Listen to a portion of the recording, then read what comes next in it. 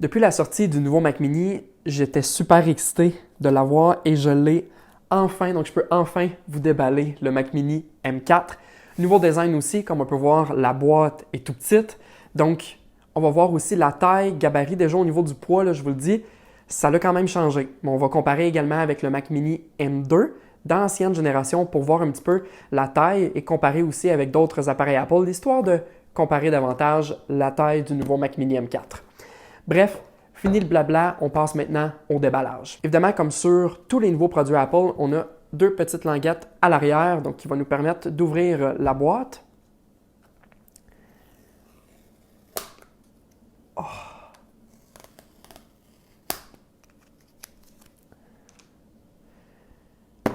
On déballe ça, j'en reviens pas. Et voilà.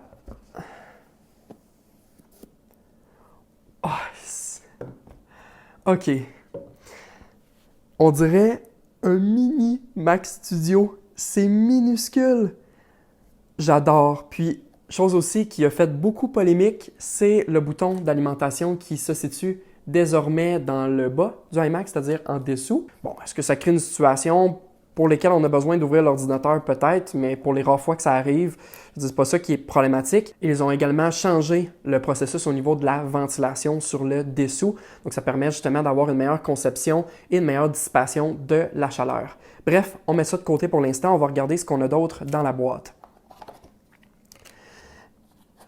Déjà, ce que je suis très content de savoir, c'est qu'Apple ont fait un nouveau câble pour la prise d'alimentation du Mac Mini. Donc, désormais, elle est tressée, donc plus résistante, mais aussi, ça fait un beau rappel avec tous les produits Apple qui sont désormais des câbles en tissu. Donc, c'est très appréciable. On a également tout ce qui est notice, blabla, etc. Puis, c'est tout. Donc, la boîte, elle est vide.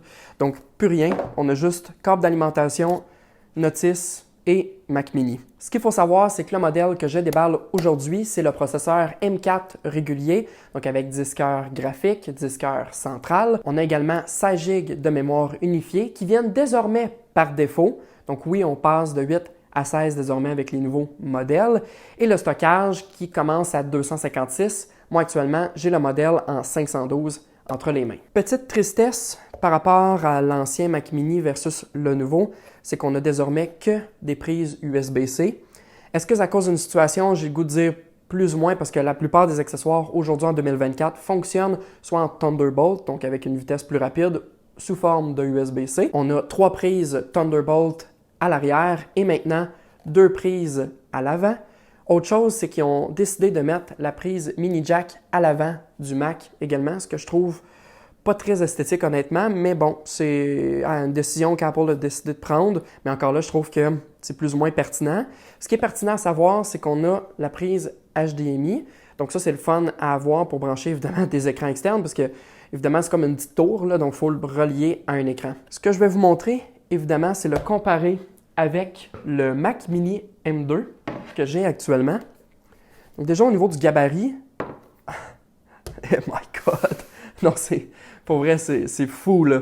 Le gabarit, quand même, c'est pratiquement, je dirais pas le quart, là, mais un petit peu plus.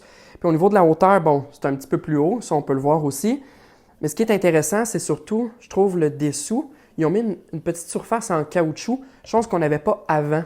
Ce qui faisait que le Mac, ça glisse. Ça, c'est très achalant, surtout quand on vient brancher des prises à l'arrière. On était tout le temps en train de bouger le Mac. Là, désormais, ils ont mis une petite surface adhérente, donc ça, c'est très apprécié. L'autre produit que j'ai envie de comparer également, c'est l'Apple TV. Donc, je veux juste vous montrer, là, je vais mettre le Mac Mini M2 de côté. Tu sais, c'est pratiquement, ben pas pratiquement, mais c'est pas loin d'une taille quand même de Apple TV. Là. Je vous mets ça devant, là. Regardez juste la taille. C'est incroyable. L'épaisseur, quand même, c'est proche aussi, là. Tu sais, ça ressemble quand même beaucoup. Moi, j'ai bien hâte de savoir au niveau des performances, qu'est-ce que ça va donner. Évidemment, avec la puce M4 par rapport au M2, parce que, bon, c'est le Mac Mini qu'on compare d'ancienne génération avec la nouvelle génération. Ce qui serait, je pense, intéressant aussi, là, si j'ai la chance de pouvoir tester les versions peut-être M4 Pro, je pourrais tester des anciennes générations également dans les M1, M2, M3.